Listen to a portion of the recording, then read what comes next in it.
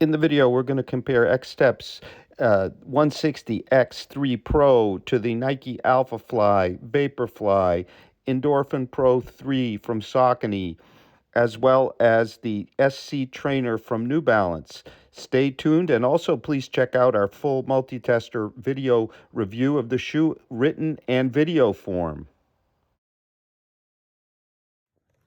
Okay, let's talk about fit between the Alphafly 2 and our Xtep.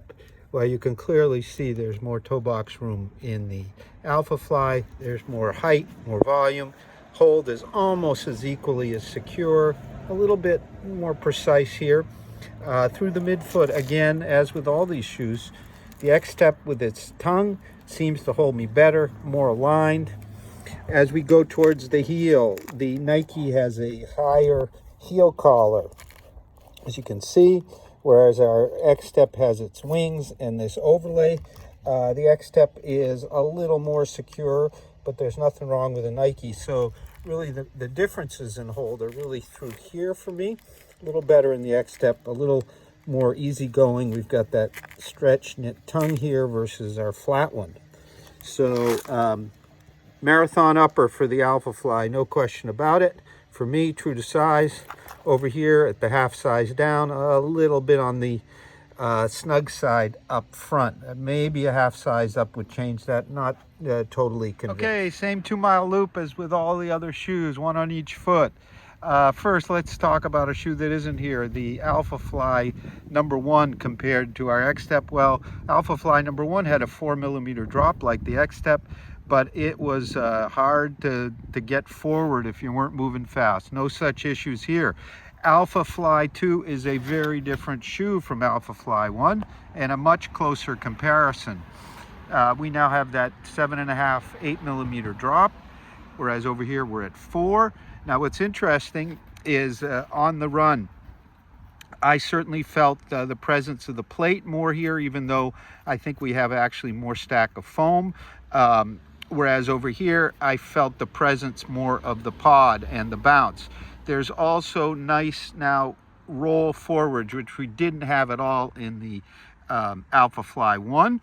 So this is much more accommodating up front to heel striking and slower paces than before, as is our Xtep. However, our Xtep is not quite as soft feeling. I think it'll take a more aggressive runner, a bit more forward required than the Alphafly 2. At the rear of the shoes, there are things to look at, that is for sure. Let's turn them around. You can see that the Alphafly is considerably wider than our Xtep. While the Xtep has its wing plates, the Alphafly relies on the width for the stability, and of course there's a plate embedded in there. So it's a broader feeling landing, not as agile. Even though they weigh close to the same, you seem to move forward quicker here off the heel. However, here you get the stability from the sheer breadth. So I think in later miles for slower marathoners, I still think the Alphafly is probably a better solution. However, when we get down into things like a half or a 10K, it'll come down much more to preferences because they're both superb shoes. If you've got some good knee drive, you'll want to maybe lean towards the Xtep. If you want a bit more kind of aligned stability, the Xtep. If you want bounce and cushion with the roll, you'll go the Alphafly. Now, it's also important to note the Alphafly is considerably more expensive. Oh, probably $80, $90 more. So you've got to think about that too. There is decent rubber now on the Alphafly, but you can see I've got a little bit of wear of the foam kind of paint. Whereas over here, you've got really, I think, considerably more rubber. And Xtep talks about up to 2,000 kilometers on the What they call CPU material. We're not sure what it is. We'll have to see if that happens. Really, you can see the differences in the geometry under the forefoot. Nice and simple here with that broad carbon plate, whereas over here we've got the pod, we've got the plate, all this geometry, but very effective for smooth flowing for slower paces and faster paces. Kipchoge had went under 2 hours in this shoe, whereas over here a bit more kind of almost traditional in feel, more aligned, a little snappier feeling as opposed to kind of rebounding. Tough choice here. I'm not sure which I'd pick, although I think for a shorter race like a 10K, I'd be over here. For a longer race like a half or marathon, I think I'll still be with the Alphafly, but it all depends on your pace and your preferences. Let's talk fit between the Vaporfly and our 3 Pro here. Well, both fit well. The Nike has a little bit more toe length room because I'm a half size down from my usual, which I'm at right here, 8.5. But the Xtep toe box is a little more rounded, a little more toe bumpered, a little more kind of locked down at the very front. Through the midfoot and to the heel, there's just much more substance in the Xtep. Doesn't have the light on the foot, yet equally as secure fit of the Vaporfly. Again, the weight theme here, the Vaporfly is quite a bit lighter. I still like the tongue arrangement better on my Xtep, but here it's a little softer, a little more kind of flexible. Overall, both superb uppers with the Nike kind of light and airy, and the Xtep lots of substance but still light. Well, we sure got the colors here on the coral pink table. It really matches. Okay, so let's talk about these two on the run. Again, a moderate pace, 9:20, 9:30, 2 mile, one on each foot. The first most notable thing, considerably more cushion. There is more stack here in the Xtep. That is clearly felt.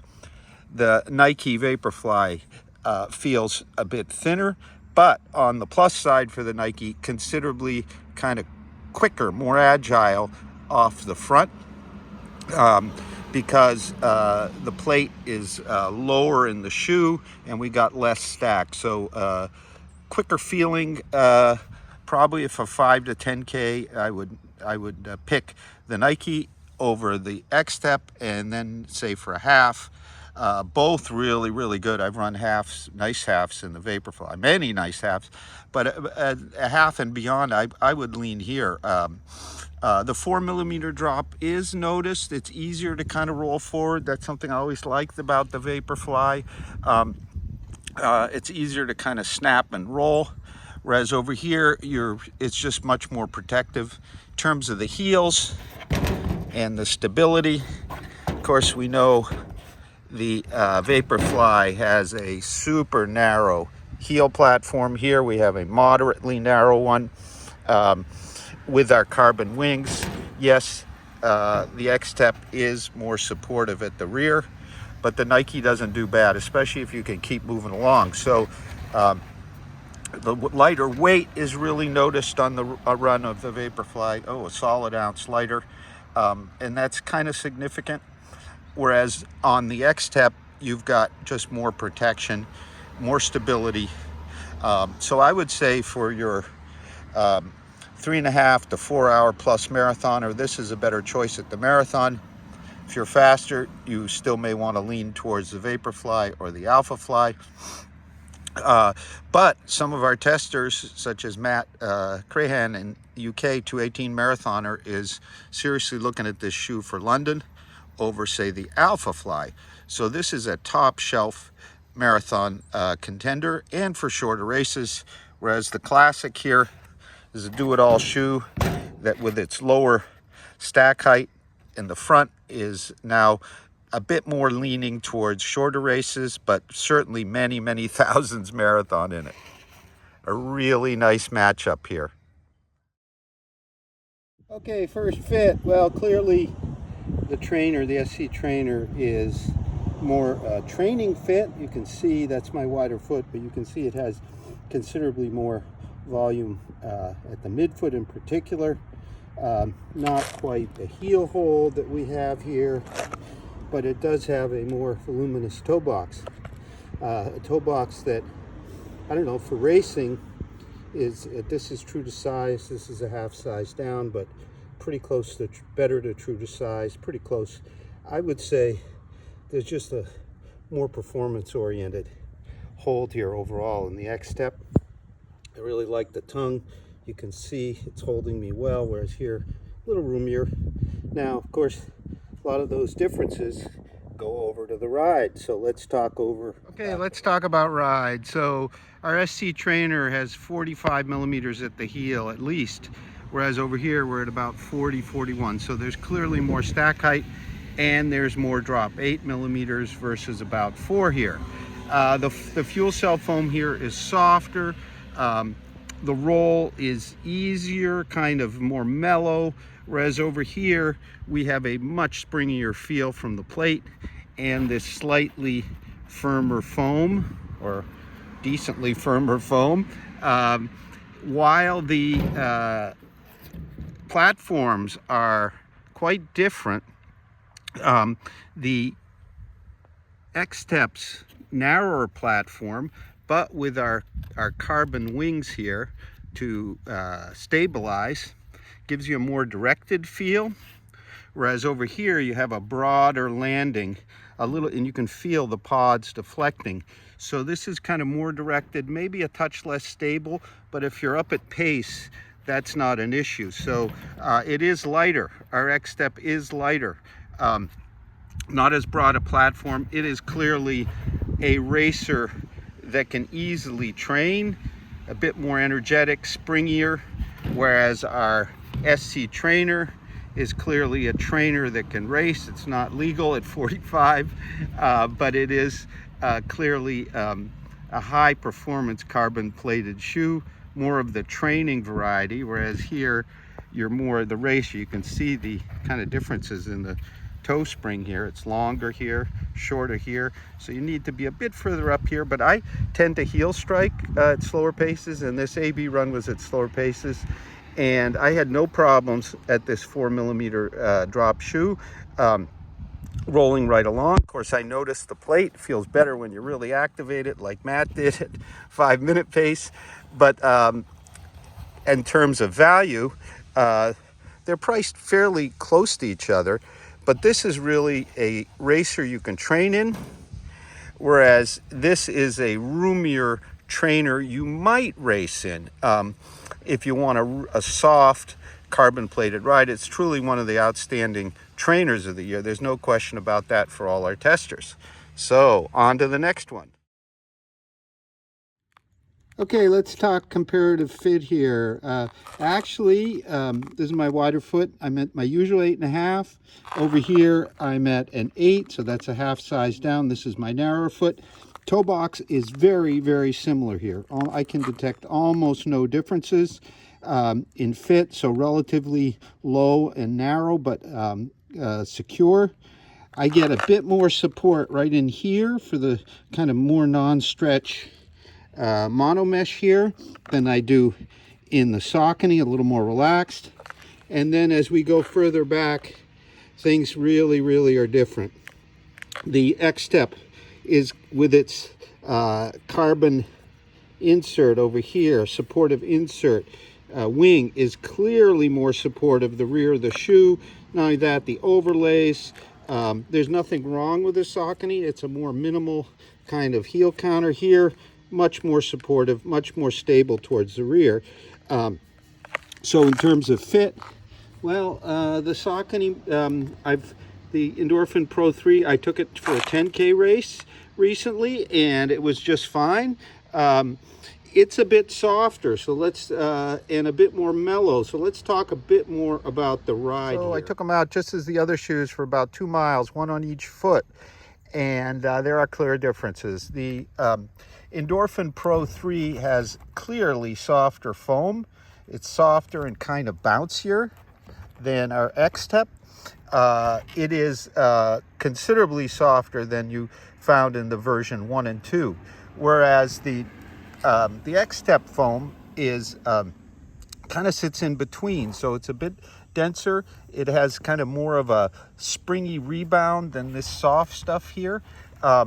Even with that firmness, I think there is more cushion feel at the forefoot, more cushion depth. There certainly is more cushion depth, while the Saucony is a little more forgiving, if thinner feeling. At the heel, the Saucony is a bit softer. We have 8mm drop here, 4 here, so we clearly have more cushion, but we have that wider plate through here that gives it the spring. So as I was running along, I could clearly feel the speed roll was a bit easier to actuate at the slower paces I was running, 9:20 pace. Whereas over here, I could feel I needed to push down harder. And when I picked up the pace, this one became considerably springier and more kind of explosive. Remember, it's a 4mm drop, so you do have to get forward on it, but it isn't the kind of soft 4mm drop that, for example, the Alphafly 1 had. The 8mm drop here allows you to roll a little easier. So in this comparison, if I was to lace them up for a half, or a 10K, I would clearly pick the Xtep. For a marathon, I might lean towards the Endorphin Pro 3 because of its somewhat softer, more forgiving cushion and that easy to find speed roll.